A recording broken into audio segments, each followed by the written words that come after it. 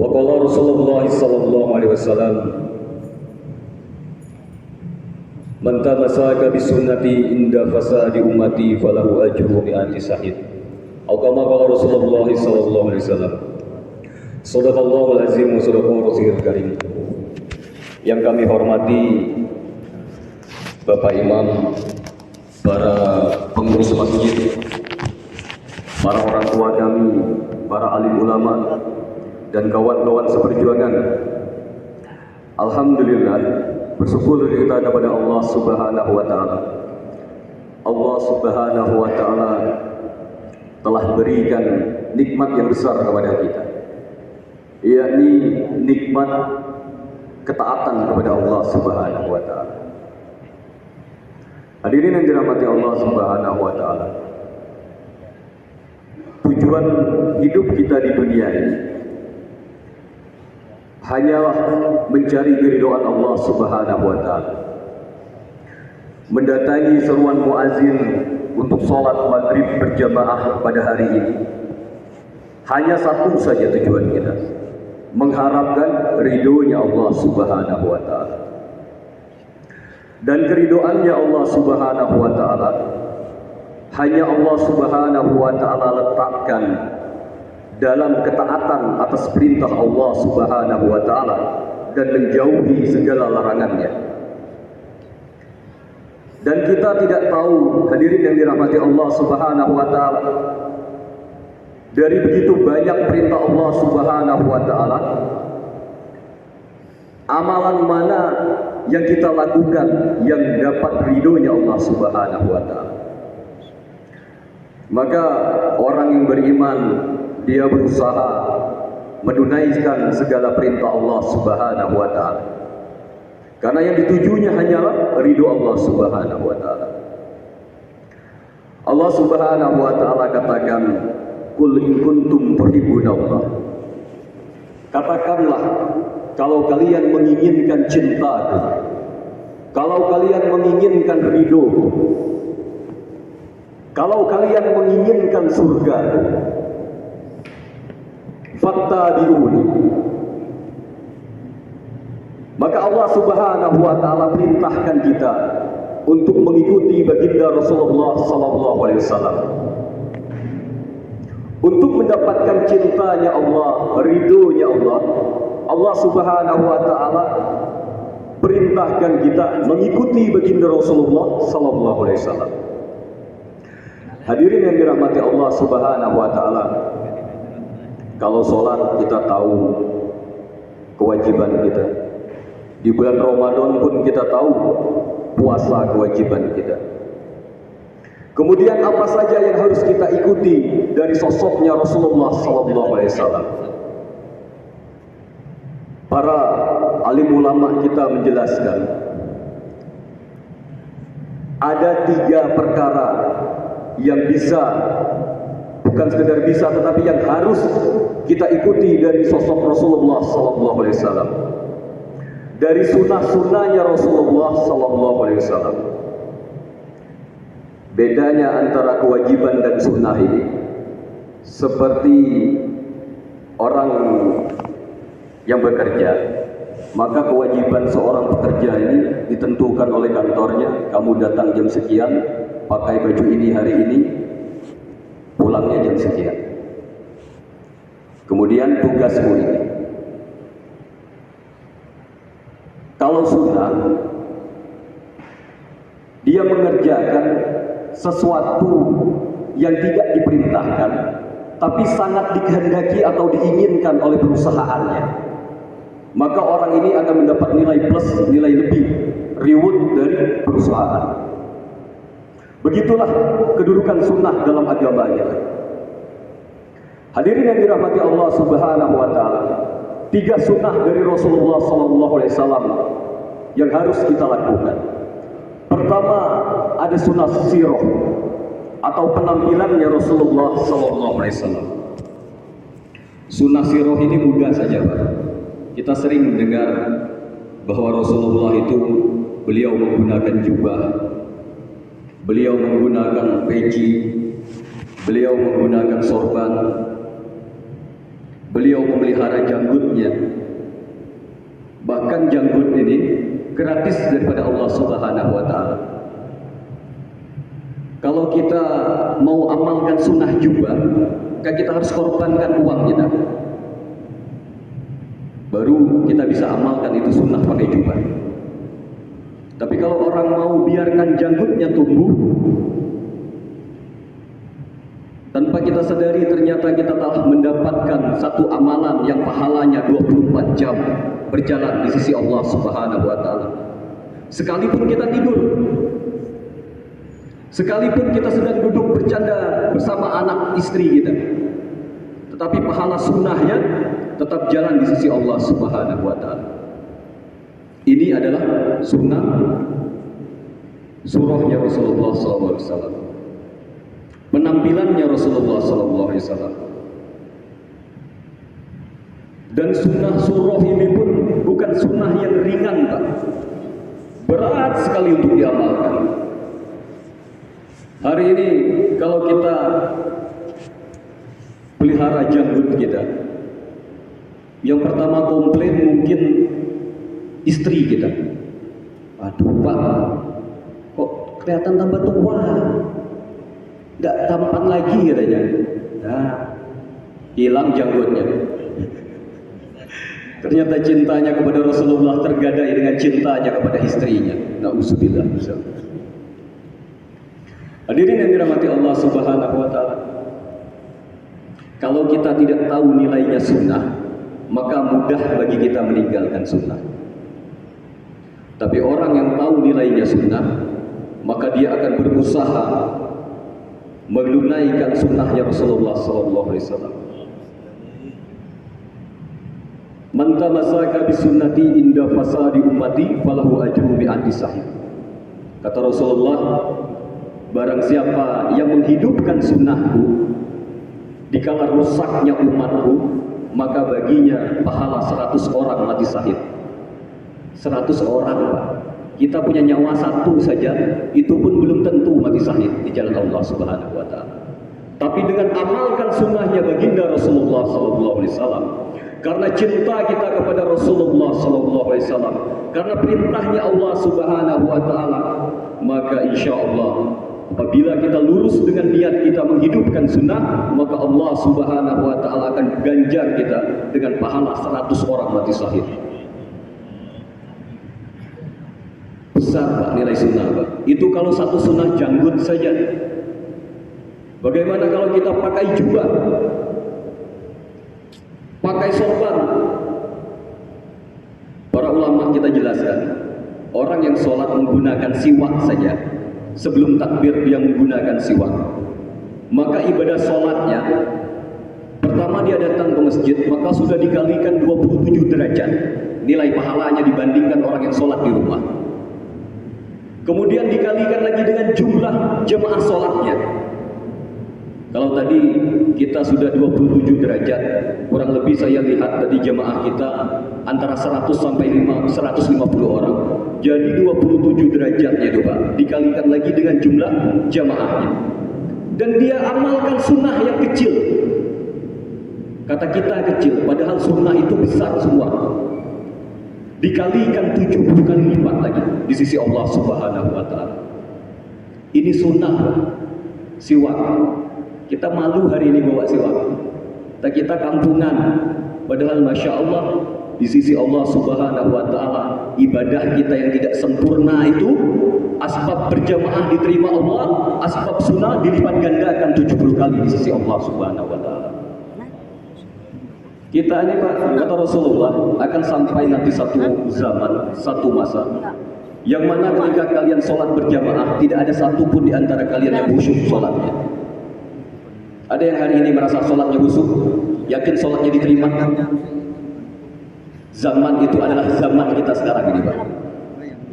Tapi asbab berjamaah, Allah Subhanahu wa taala terima sholat kita yang tidak sempurna itu. Hadirin yang dirahmati Allah Subhanahu wa taala. Kemudian sunnah yang bisa kita amalkan dari Rasulullah SAW yang akan mendatangkan cintanya Allah Subhanahu wa taala kepada kita. Setelah surah yang kedua adalah sirah, cara hidupnya baginda Rasulullah SAW.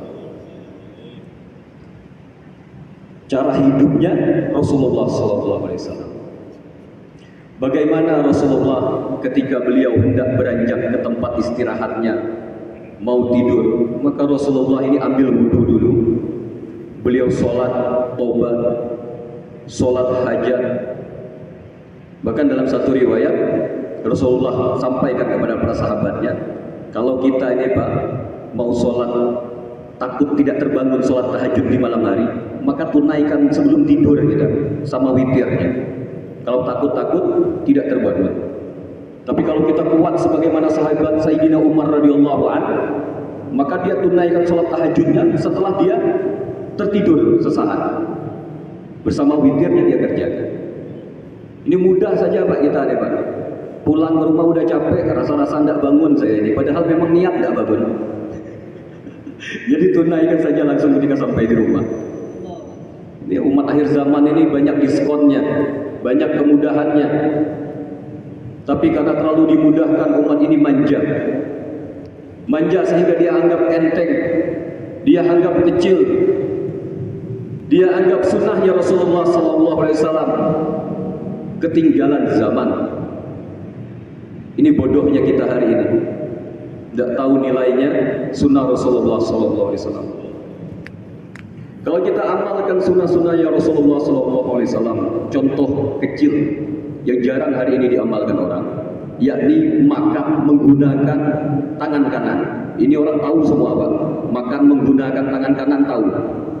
Tapi Rasulullah makan menggunakan tangan kanan dengan jarinya, bukan dengan sendok. Kita malu hari ini makan di restoran pakai sendok, kita malu pakai tangan kita. Dilihatin orang. Padahal kalau kita mau amalkan makan pakai jari, ini Pak, dari segi kesehatan kita pasti akan mendapatkan manfaatnya. Kalau sunnah sudah jelas pahalanya. Dari segi kesehatan, orang yang makan menggunakan tangannya, maka insya Allah dia tidak akan terkena sakit lambung. Kenapa? Karena tangan kita ini Pak, ada enzim. Kalau kita pegang tangan kita seperti lembab, ternyata itu adalah enzim untuk penghancur makanan. Maka dulu ketika kami masih kecil, orang tua kami sering katakan, jangan dipegang makanannya, nanti basi.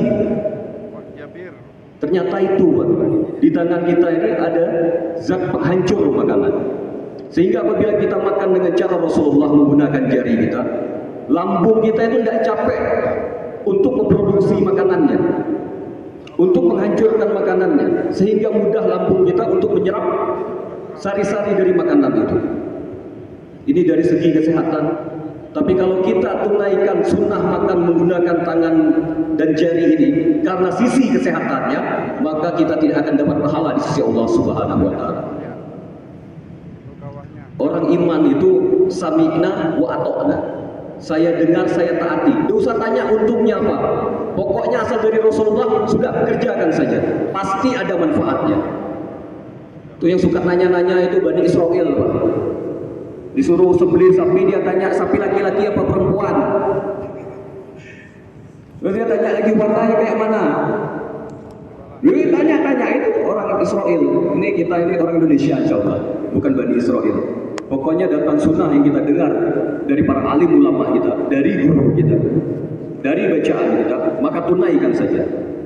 Pasti ada manfaatnya. Kalaupun kita tidak dapatkan manfaatnya di dunia, pasti dan pasti kita akan dapatkan manfaatnya di sisi Allah, di akhiratnya Allah Subhanahu wa taala. Hadirin yang dirahmati Allah Subhanahu wa taala, setelah dua sunnah ini, ada sunnah satu lagi, yakni sarirah. Orang jarang mengamalkan yang ketiga ini Pak. Kalau yang pertama mudah saja, punya uang kita berangkat ke pasar beli jubah, sudah amalkan sunnah. Kalau sirah ini cara hidup mudah saja, kita buka buku-buku itu kita hafalkan bacaan sunnah, cara masuk masjid sudah amalkan sunnah. Tetapi sarirah, risau fikirnya Rasulullah SAW tidak akan kita dapatkan di dalam buku, tidak akan kita dapatkan di dalam majelis ilmu. Sarirah ini akan kita dapatkan risau dan pikirnya baginda Rasulullah SAW apabila kita mau mengamalkan sunnah yang hari ini sudah benar-benar ditinggalkan oleh umatnya. Apa sunnah yang ditinggalkan umat hari ini? Dakwah ilallah. Padahal dengan sunnah sarirah ini Allah Subhanahu wa taala nyatakan kita sebagai umatnya Rasulullah SAW. Qul hazihi sabili ad'u ila Allah ala basiratin anna wa man ittaba'ani. Ini Rasul Allah Subhanahu wa taala firmankan. Qul hazihi sabili, kabarkan wahai kekasihku Muhammad sallallahu alaihi wasallam kepada umat, hazihi sabili, inilah jalan hidupku. Jalan hidupnya Rasulullah sallallahu alaihi wasallam. Ad'u ilallah, menyeru manusia kepada Allah Subhanahu wa taala, ajak orang kenal kepada Allah, ajak orang untuk mentaati Allah Subhanahu wa taala. Ala basiratin, dengan keyakinan di hati. Ulama kita katakan dengan ilmu berdakwah. Benar, orang kalau nggak ada ilmu nggak bisa berdakwah. Mustahil bisa berdakwah tanpa ilmu. Tapi pertanyaannya, berapa syarat keilmuan seseorang sehingga dia dibolehkan untuk berdakwah? Maka yang paling paham dengan ayat ini bukan Imam Syafi'i, bukan Imam Hambali, bukan Imam Maliki, bukan Imam Hanafi, bukan Imam Muslim, bukan Imam Bukhari. Yang paling paham dengan ayat ini adalah baginda Rasulullah SAW. Maka Rasulullah sampaikan kepada kita umatnya, balighu anni walau ayat, sampaikan yang kamu ketahui walaupun hanya satu ayat saja. Satu ayat, Pak, kita dibolehkan untuk berdakwah. Kalau umatnya Nabi Isa itu harus hafal Injil dulu, Pak. Itu pun yang lulus 11 orang, nanti satu orangnya berkhianat kepadanya.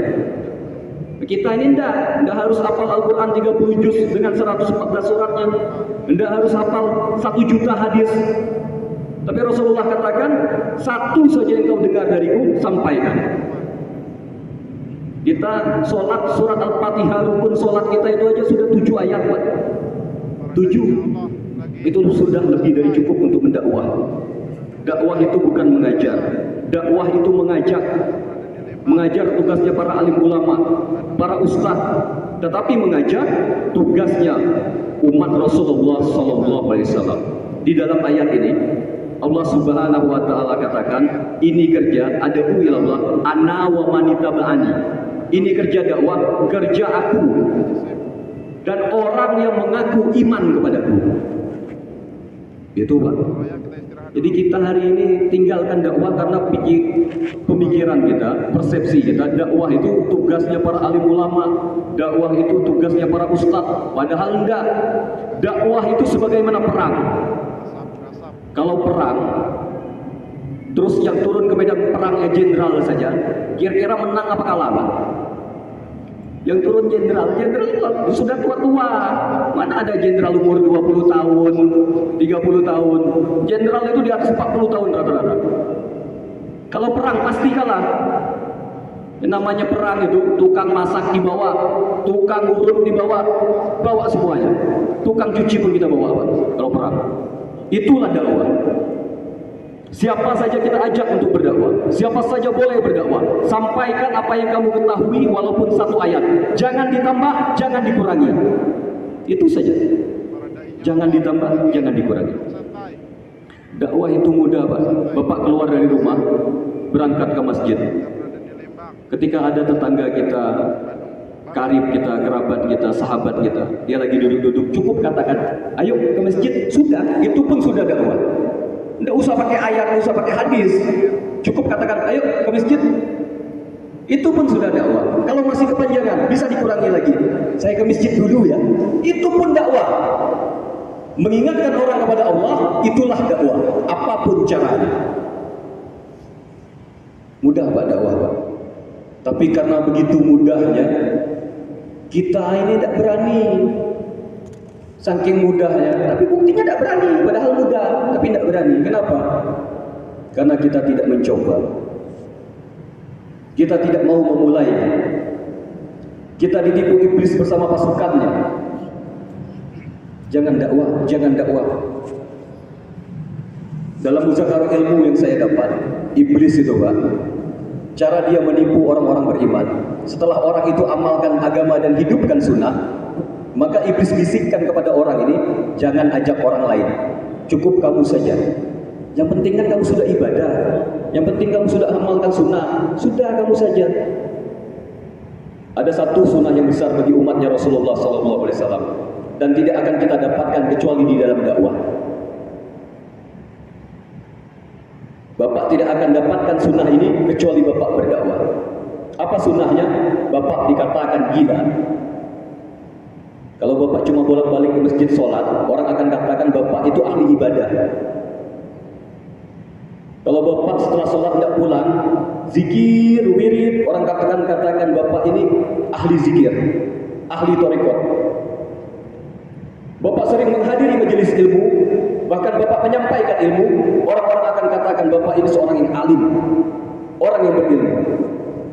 Tapi kalau Bapak datang ketuk-ketuk rumah orang, itu baru Bapak akan dikatakan gila. Rasulullah itu sebelum diangkat Nabi, gelarnya Al-Amin, orang yang dipercaya. Tapi setelah dia dakwah, dikatakan orang majnun, gila. Sudah kita rasakan itu. Berarti belum sempurna kita amalkan sunnah, Pak. Kita mengaku cinta Rasulullah, menginginkan ridhonya Allah Subhanahu wa Ta'ala. Padahal dalam ayat tadi Allah katakan, kalau kamu mau cinta kepada aku, kalau kamu ingin ridhoku, ikuti kekasihku Muhammad sallallahu alaihi wasallam. Maka 3 perkara yang harus kita ikuti dari Rasulullah sallallahu alaihi wasallam. Pertama, surah, cara berpenampilannya Rasulullah sallallahu alaihi wasallam. Kemudian sirah, cara hidupnya Rasulullah sallallahu alaihi wasallam. Dan yang ketiga, sarirah, pisau pikirnya Rasulullah sallallahu alaihi wasallam. Rasulullah itu tidak ada fikir lain, Pak, kecuali satu saja pikirnya. Bagaimana agar umat manusia ini semuanya masuk ke dalam surga Allah Subhanahu wa Ta'ala. Rasulullah ketika meninggal dunia, sering kita dengarkan dari guru-guru kita, Rasulullah tidak mengucapkan kalimat tauhid. Padahal dalam satu hadis Rasulullah katakan, man mata akhiru kalami la ilaha illallah dakhalal jannah. Barang siapa meninggal dunia, di akhir kalamnya mampu mengucapkan la ilaha illallah, dia pasti masuk surga.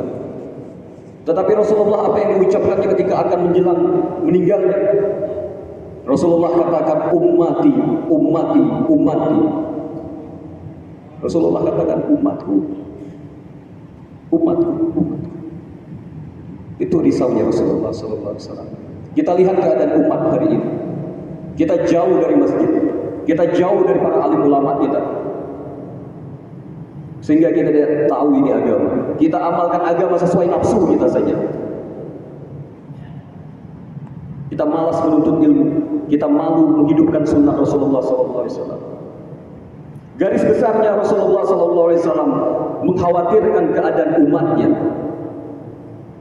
Kemudian Rasulullah SAW tekankan lagi, Anisa, Anisa, Anisa. Kaum perempuan kita hari ini, mereka berpakaian tetapi seperti telanjang. Rasulullah katakan tidak akan datang hari kiamat sebelum kalian melihat wanita-wanita kalian berpakaian tetapi mereka seperti orang yang telanjang. Dia tutupi tubuhnya tetapi bentuknya kelihatan nampak dengan jelas. Itulah makna daripada hadis ini. Rasulullah perintahkan kita lihat umatnya secara keseluruhan, kemudian khususnya kaum wanita. Kenapa kaum wanita? Karena kaum wanita mereka yang akan melahirkan generasi-generasi penerus kita. Kalau satu negara wanitanya rusak, maka pasti generasi selanjutnya akan lebih rusak lagi. Makanya Rasulullah ingatkan kita, ajarkan istri kita agama, karena melalui istri kita, anak kita akan mendapat ilmu agama. Kemudian yang ketiga Rasulullah sampaikan ketika menjelang akhir hayatnya, as-sholat, as-sholat, as-sholat. Hari ini bukan di Masjid Al-Jihad saja, di semua masjid di Indonesia, bahkan bukan di Indonesia, di seluruh belahan dunia. Umat Islam itu ramainya cuma 2 hari saja, Pak. Kalau tidak Idul Fitri, Idul Adha. Selain itu sepi masjid kita. Hari Jumat tidak sebanyak hari raya. Kita ingin agama ini kuat, kita ingin agama Islam ini dihargai, dihormati, disegani. Rasulullah katakan syaratnya, orang Nasrani dan Yahudi tidak akan takut, tidak akan gentar kepada kalian sebelum sholat subuh kalian, sebagaimana sholat Jumat. Jadi kita ini akan dipermain-mainkan bersama orang-orang Yahudi, Nasrani, Zionis. Kenapa? Karena mereka tahu kekuatan umat ini hanya ada di dalam sholat berjamaahnya. Makanya hari ini para alim ulama kita membuat satu usaha, satu kerja yang akan mengembalikan derajat umat ini dihormati di seluruh belahan bumi. Caranya mudah, ajak tetangga kita, ajak kaum kerabat kita sholat berjamaah, itu saja. Kalau kita sudah sholat berjamaah, sholat subuh kita seperti sholat Jumat, maka gentar orang-orang kafir itu, Pak. Tidak perlu acungkan senjata, dia lihatkan persatuan umat itu saja sudah ngeri. Kemarin ketika terjadi demo besar-besaran 212, bagaimana gentarnya orang kafir. Baru satu kali berkumpul, bagaimana kalau setiap hari di seluruh masjid sholat subuh kita sebagaimana sholat Jumat? Bukan gentar saja orang-orang kafir, tetapi arusnya Allah Subhanahu wa Ta'ala pun akan bergetar. Janji Allah Subhanahu wa Ta'ala, apabila penduduk satu negeri bertakwa kepada kami, maka kami akan curahkan rahmat dari atas langit dan kami keluarkan rahmat dari dalam bumi kami. Tidak perlu capek-capek kita kerja sekolah tinggi-tinggi, cukup takwa sama Allah. Allah akan Subhanahu wa Ta'ala akan cucuri rahmat kepada kita. Tapi kita ini tidak yakin dengan ayat Allah, ragu dengan janji Rasulullah SAW, sehingga kita lebih mengusahakan asbab-asbab dunia daripada asbab akhirat yang ada di dalam Al-Quran ataupun sunnahnya Rasulullah SAW. Hadirin yang dirahmati Allah Subhanahu wa Ta'ala, kecintaan kita akan tumbuh kepada sunnah apabila kita mau bermujahadah, kita mau meluangkan waktu kita, harta kita, diri kita. Mujahadah, huruf depannya mim. Para ulama kita tafsirkan, jelaskan, mim ini maksudnya mal. Gunakan harta kita untuk agamanya Allah Subhanahu wa Ta'ala. Kemudian setelah mim ada huruf jim, maksudnya jasa, diri kita. Gunakan setelah harta, diri kita gunakan. Di depan jimnya itu ada huruf alif, awqat, waktu atau masa kita. Kemudian hanya ini adalah hijrah. Hijrah, tinggalkan sesaat kaum kerabat kita, anak istri kita, pekerjaan kita, sesaat, tidak selamanya. 10%-nya saja. Man jaa bil hasanati falahu asru amsalihah. Barang siapa berbuat satu kebaikan, maka dihitung 10 kebaikan untuknya. Maka dalam satu bulan itu Bapak cukup meluangkan waktu 3 hari saja. Tidak usah banyak-banyak. 10%-nya. Kemudian setelah kata mujahadah itu ada huruf dalnya, Pak. Dalnya itu adalah dakwah.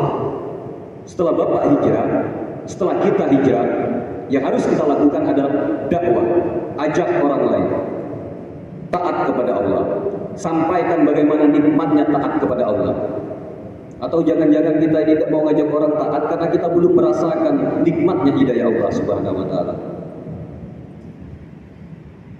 Bagaimana kita mau mengatakan rasa gula itu manis sementara kita pun belum mencicipinya? Atau hanya sandiwara saja ketaatan kita hari ini? Hadirin yang dirahmati Allah Subhanahu wa Ta'ala, huruf terakhir dari kata mujahadah adalah hak. Maksudnya adalah hidayah. Barang siapa yang mau bermujahadah, wallazina jahadu finna lanahdiyannahum subulana. Siapa saja yang mau bersungguh-sungguh, bersusah payah di jalan kami, maka kami akan tunjukkan untuknya jalan-jalan hidayah. Ini Pak. Kalau kita mau korbankan harta kita, diri kita, waktu kita untuk hijrah dan berdakwah, maka Allah Subhanahu wa taala akan kekalkan hidayah pada diri kita, dan Allah Subhanahu wa taala akan pilih kita menjadi asbab hidayah untuk orang lain. Tidak ada amalan yang lebih indah daripada menjadi orang yang bisa dipilih oleh Allah Subhanahu wa taala sebagai asbab hidayah untuk orang lain. Hadirin yang dirahmati Allah Subhanahu wa taala. Mungkin sedikit ini yang bisa kami sampaikan. Kebenaran datangnya dari Allah Subhanahu wa taala. Apabila ada kesilapan, kesalahan kata, kami mohon dimaafkan. Mungkin